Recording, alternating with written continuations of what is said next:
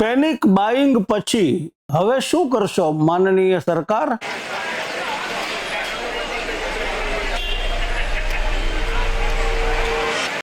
વાવ આવ્યો ને નળિયું ખસ્યું, તે દેખીને કૂતરું ભસ્યું. જોત જોતામાં શોર બકોર, કોઈ કહે મેં દીઠો ચોર. સોમવારે બપોર પછી અમદાવાદમાં અને અન્ય શહેરોમાં જોવા મળેલા દ્રશ્યોએ આ જૂની કવિતા તાજી કરાવી દીધી. વાત જાણે એમ બની કે ઈરાન યુદ્ધ સંદર્ભે લોકસભામાં નિવેદન આપી રહેલા વડાપ્રધાન મોદીએ સહજ ક્રમમાં જ જનતાને સતર્ક રહેવા અપીલ કરી અને કહ્યું કે કોરોના કાળ જેવી સ્થિતિ છે. બસ પછી તો પૂછવું જ શું.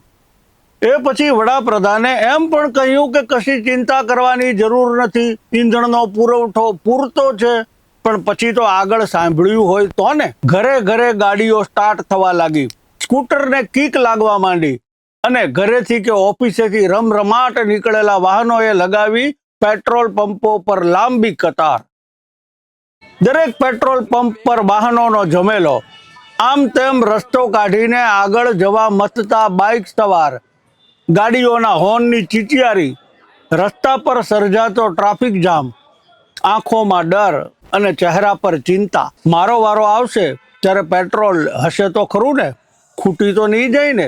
જે જરૂર મુજબ રોજ 1-2 લીટર પુરાવતા હતા તેમણે આજે ટાંકી ફૂલ કરાવવા માંડી. પરિણામે એ જ થયું, થોડી વારમાં સ્ટોક ખલાસ.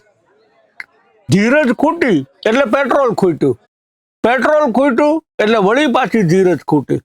છેવટે રાજ્યના નાયબ મુખ્યમંત્રીએ કહેવું પડ્યું, ખોટો ગભરાટ ન ફેલાવશો, ઈંધણનો પુરવઠો યથાવત છે. અધિક મુખ્ય સચિવે પણ કહેવું પડ્યું, પેટ્રોલ પંપ પર ભીડ ન કરો, અફવા ન ફેલાવો.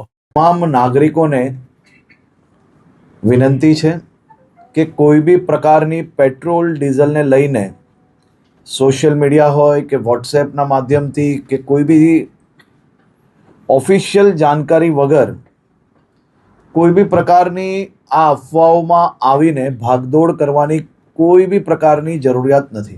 ગુજરાતના દરેક નાગરિકોને અમે રાજ્ય સરકાર વતી ખાતરી આપવા માંગીએ છીએ કે ગુજરાત રાજ્યમાં પેટ્રોલ અને ડીઝલનો કોઈ પણ પ્રશ્ન નથી.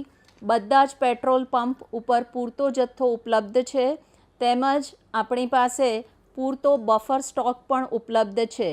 તેથી કોઈ પણ નાગરિકે બિલકુલ ગભરાવાની જરૂર નથી કે પેટ્રોલ પંપ બહાર કોઈ પણ કન્સર્નથી કોઈ પણ લાઈન લગાડવાની જરૂર નથી.